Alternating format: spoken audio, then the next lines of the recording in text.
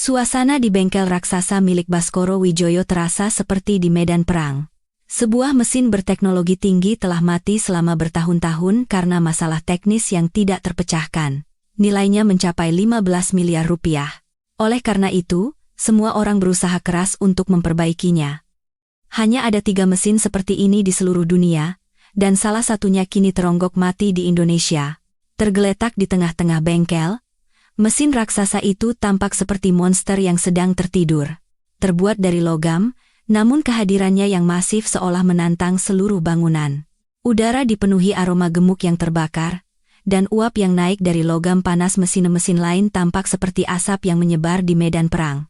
Suara Rahman, sang kepala insinyur, terdengar kesal, tetapi ada ketakutan yang tersembunyi di dalamnya.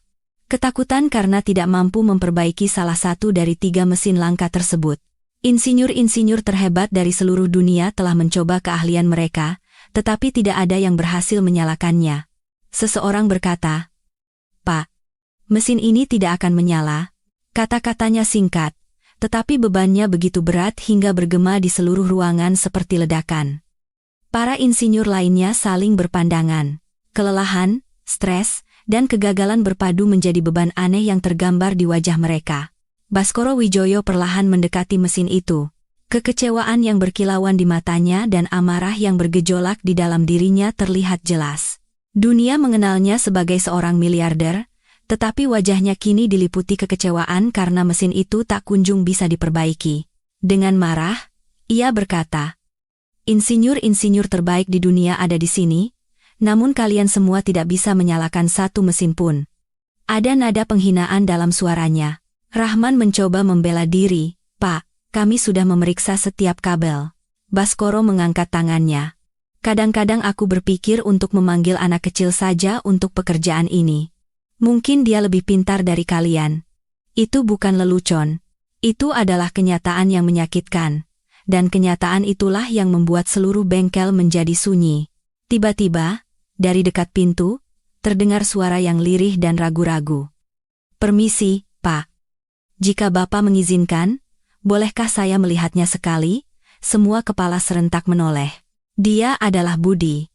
Seorang anak laki-laki berusia 14 tahun, dibesarkan dalam debu dan kemiskinan, tetapi berdiri dengan kilau kepercayaan diri di matanya. Ia mengenakan kemeja robek, sandal jepit yang usang di kakinya, dan membawa tas perkakas tua di tangannya. Seolah-olah ia datang ke medan perang, hanya dengan pedang keyakinan. Seorang insinyur tertawa. "Hei nak, ini bukan mainan. Sana pergi." Yang lain menimpali, "Di sini ada insinyur-insinyur lulusan terbaik dari ITB. Kalau mereka saja tidak bisa, apa yang bisa kamu lakukan, nak? Ini bukan mainan, ini mesin." Leher Budi tertunduk, tetapi langkahnya tidak berhenti. Ia maju dan berkata, "Pak, izinkan saya melihatnya sekali saja."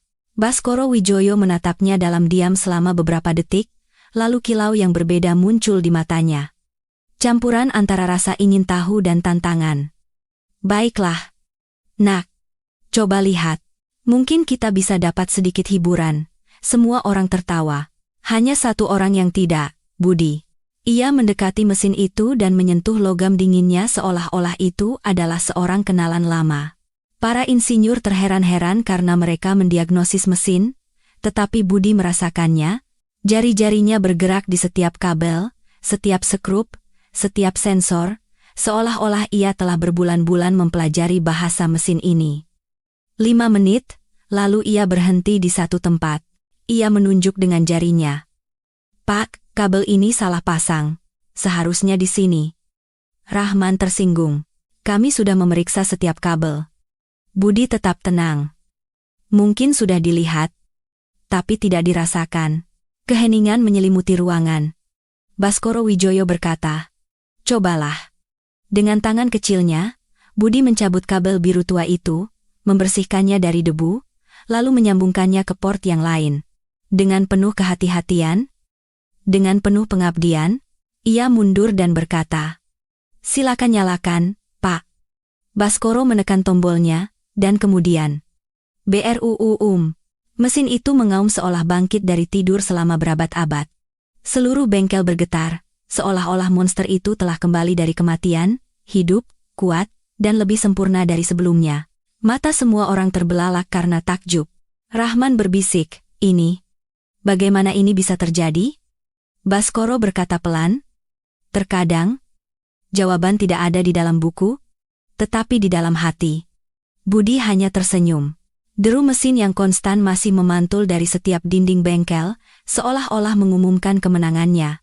Untuk pertama kalinya setelah sekian lama, yang bergema di aula raksasa itu bukanlah kemampuan manusia, melainkan keberanian seorang anak.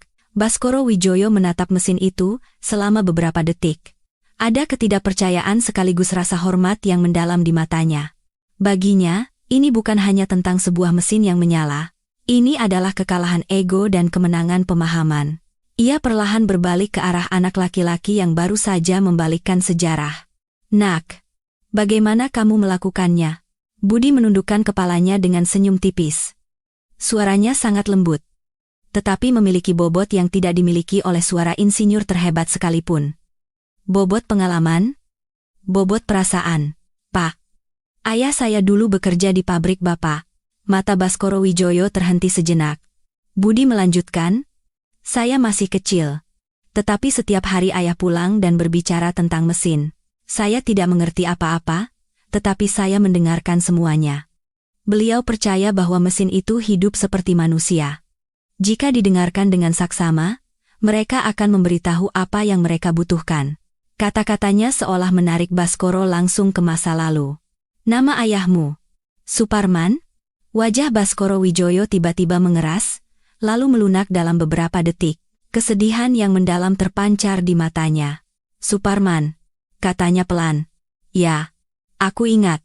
Dia adalah salah satu insinyur kami yang paling jujur dan paling cerdas." Dalam sebuah kecelakaan, kata-katanya tercekat. Untuk sesaat, keheningan yang sama kembali menyelimuti bengkel. Tapi kali ini, keheningan itu penuh dengan rasa hormat. Budi menarik napas dalam-dalam. "Pak, waktu itu saya masih sangat kecil. Setelah ayah meninggal, ibu sering sakit. Jadi saya harus berhenti sekolah dan mulai bekerja di bengkel. Saya belajar dari sana. Saya berusaha agar bisa menjadi seperti ayah." Suaranya bergetar, tetapi tidak ada kelemahan sedikit pun di matanya. Rahman, yang beberapa saat lalu mengejeknya, kini melangkah maju. Ada rasa hormat yang tulus dalam suaranya. "Pak, anak ini luar biasa. Apa yang tidak bisa kita semua lakukan, dia berhasil melakukannya." Baskoro Wijoyo menarik napas dalam-dalam sambil menatap Budi. "Nak, kenapa kamu tidak sekolah?" "Pak, saya harus bekerja untuk biaya pengobatan ibu." Baskoro terdiam beberapa detik, kemudian ia berkata, "Kamu memiliki percikan yang sama seperti ayahmu. Pemahaman yang sama, hati yang sama." Dia pernah berkata padaku, "Mesin tidak hanya dijalankan, tetapi juga dipahami." Dan hari ini, kamu mengingatkanku akan semua itu. Seolah-olah udara di setiap sudut bengkel berhenti bergerak. Semua orang tahu bahwa sesuatu yang besar akan terjadi. Baskoro Wijoyo mengumumkan di hadapan seluruh bengkel, "Mulai hari ini, Budi akan bekerja di bengkel ini sebagai insinyur junior." Seluruh staf terperangah. Rahman terkejut dan berkata, "Tapi, Pak, dia masih anak-anak. Dia juga tidak punya ijazah." Suara Baskoro Wijoyo menggema. "Rahman, ijazah tidak memberikan keahlian, pemahaman sejati, semangat untuk bekerja dari hati. Itulah gelar yang sebenarnya." Dan seluruh aula dipenuhi tepuk tangan. Mata Budi berkaca-kaca. "Sungguh, Pak?" Baskoro tersenyum. "Ya, Nak.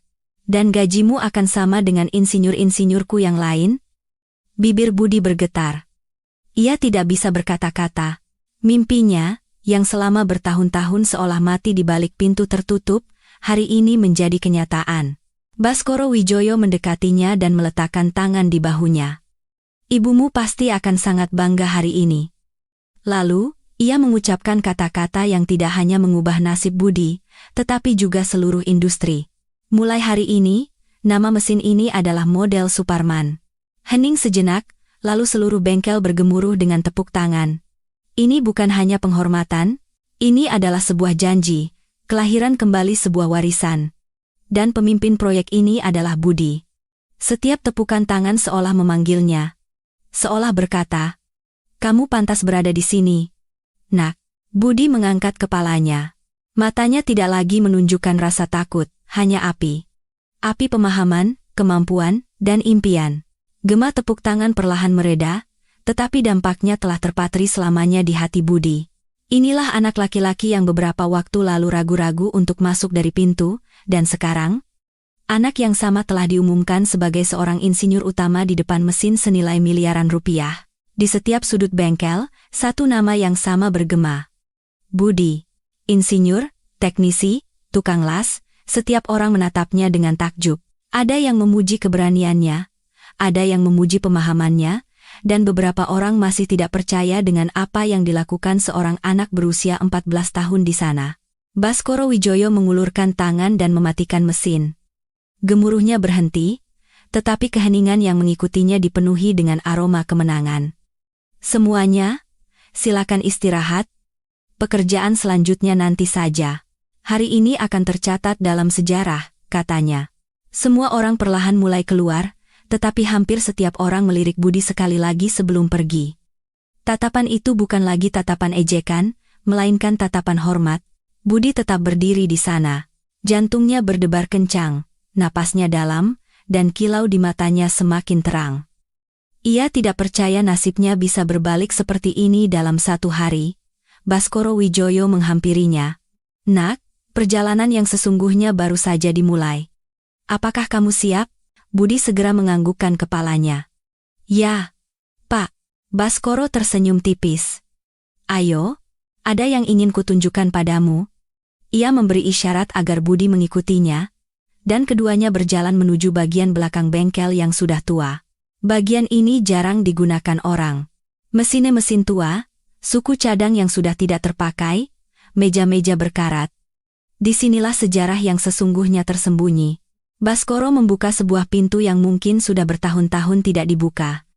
Di dalamnya gelap, tetapi begitu ia menyalakan lampu, partikel debu berkilauan di bawah cahaya.